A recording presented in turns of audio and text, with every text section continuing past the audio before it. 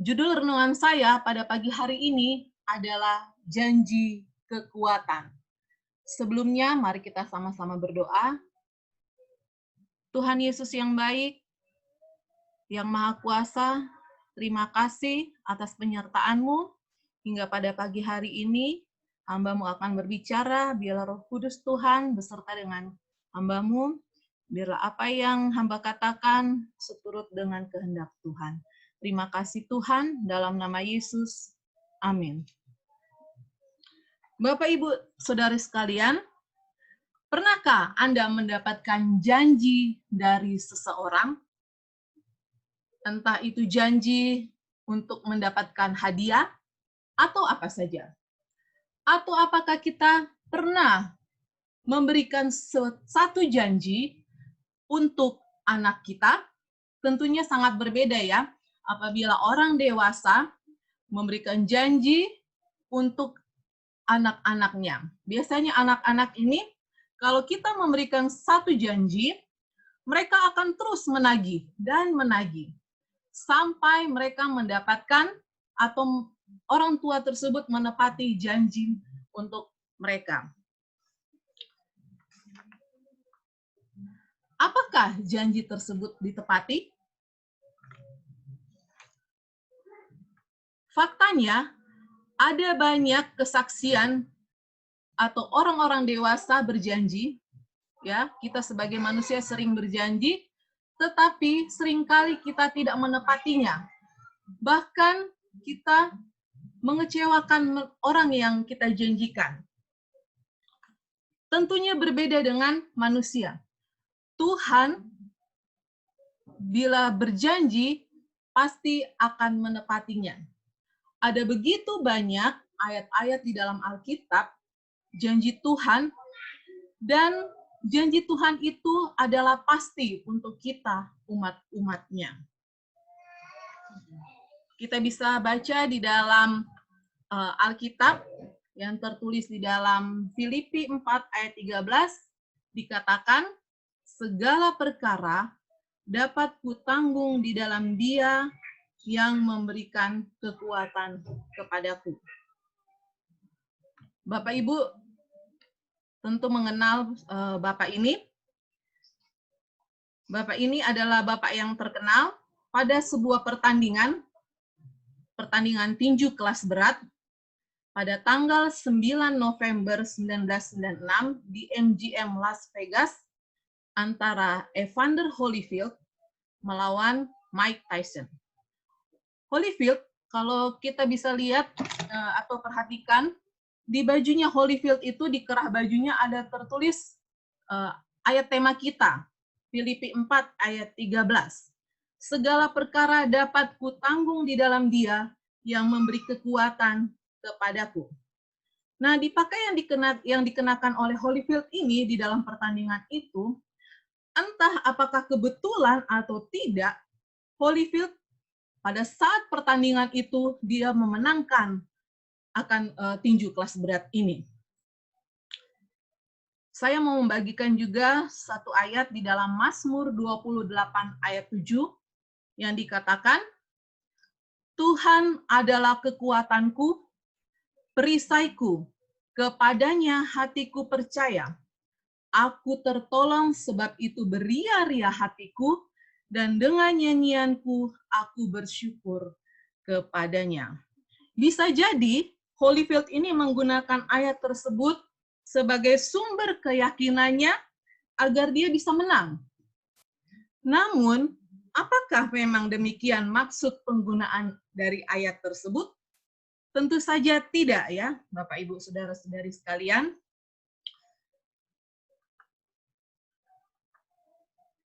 Ada kutipan di dalam Letter 45, 1893, part 33 yang mengatakan, saya ingin agar semua dapat menyadari kemungkinan-kemungkinan dan kesempatan-kesempatan apa yang ada bagi semua orang yang menjadikan Kristus kekuatan dan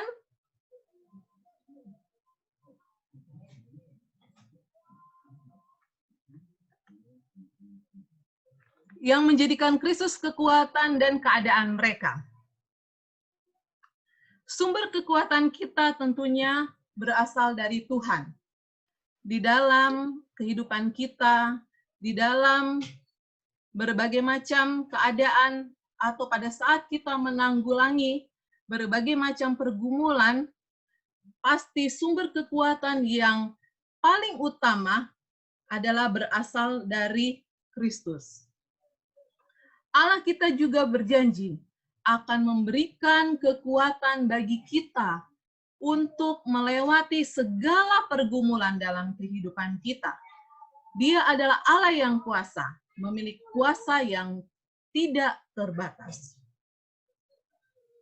Apakah artinya Allah itu Maha Kuasa? Tidak ada yang terlalu sukar, rumit, atau sulit bagi pencipta kita. Pencipta kita adalah Allah yang Maha Kuasa. Pencipta kita adalah suatu oknum yang nyata yang memberikan kekuatan bagi kita. Dia memilih untuk menggunakan kuasanya, menolong anak-anaknya, umat-umatnya, untuk menyembuhkan umat-umatnya dari suatu penyakit, untuk memulihkan jiwa mereka, untuk mengembalikan umat-umatnya ke jalan yang benar. Karena firman-Nya adalah kekuatan dan kehidupan, dan semua ini ada tertulis dalam perintah Tuhan di dalam 10 hukum Allah. Dan jelas, petunjuk yang diberikan oleh Allah Bapa kita merupakan suatu instruksi yang datang kepada kita dengan suatu janji bahwa semuanya itu dapat diwujudkan di dalam hidup kita, tentunya dengan satu syarat, yaitu kita harus memiliki iman dan pengharapan sepenuhnya kepada Allah Bapa kita. Iman membuka kuasa yang dijanjikan untuk hidup kita lebih setia kepada Tuhan.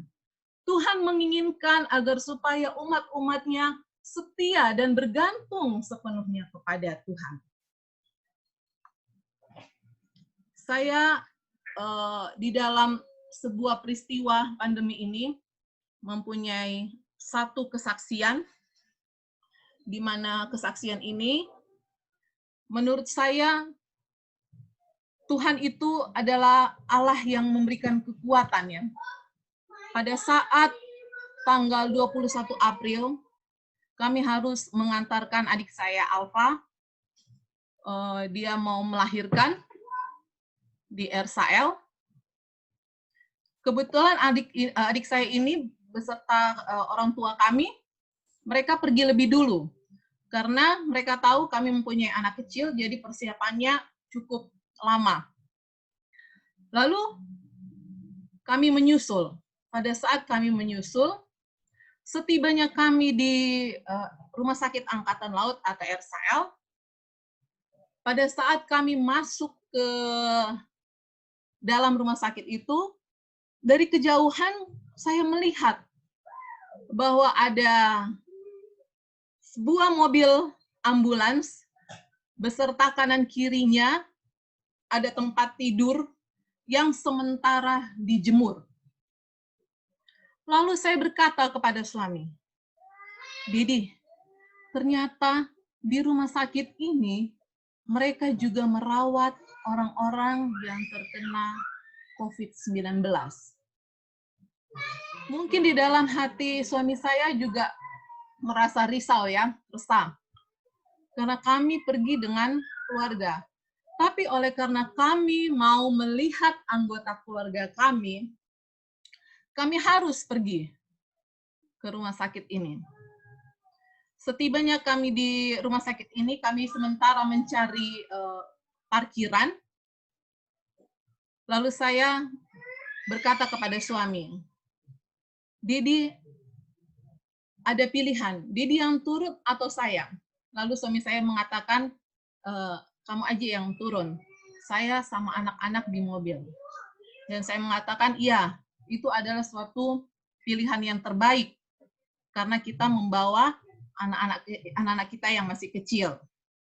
Lalu saya turun dan saya bertanya kepada tukang parkir, "Bapak, apakah benar di sini juga merawat orang-orang yang terkena COVID-19?" Lalu Bapak itu mengatakan, "Iya, Bu. Itu di depannya Ibu itu ada satu ruangan darurat, mereka membuat gedung ya, membuat gedung darurat. Disitulah orang-orang yang dirawat COVID-19. Di dalam pergumulan pada saat saya turun dari mobil, Tuhan tolong agar supaya saya tidak tertular oleh virus ini. Karena saya harus melihat keluarga baru kami dan di dalam keadaan steril. Sambil saya terus berdoa dan berdoa, di dalam hati saya juga mengatakan, saya tidak mau lewat di situ. Karena memang jalannya harus lewat situ. Saya harus putar ke belakang, di belakang gedung itu, walaupun jauh saya harus putar. Saya tidak mau lewat di situ untuk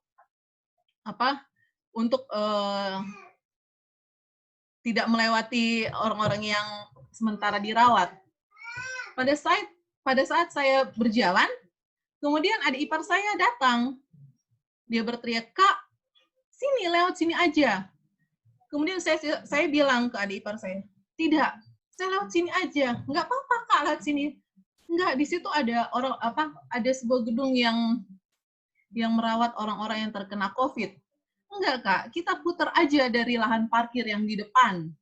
Jadi ternyata rumah sakit ini, orang-orang yang dirawat COVID itu berada di tengah-tengah. Jadi kita bisa putar ke lahan parkir ataupun ke gedung belakang. Lalu saya mengikuti adik ipar saya, kita lewat depan, tapi tetap saja, Bapak Ibu sekalian, pada saat masuk, ternyata ruangan bersalin itu berada di lantai 2. Sementara kita harus melewati IGD. Nah, kita tahu bersama bahwa IGD ini, semua pasien yang akan dirawat pasti akan singgah dulu di IGD tersebut. Saya berdoa kembali kepada Tuhan, "Tuhan, mohon perlindungan-Mu ya Tuhan, agar supaya apabila kami melewati IGD ini, kami bisa terbebas dari kuman atau virus-virus yang ada pada saat ini." Lalu kami tetap berjalan dan sampai ke lantai 2. Pada saat di atas, saya membawa baju ganti, karena saya akan masuk di dalam ruangan bersalin itu harus steril.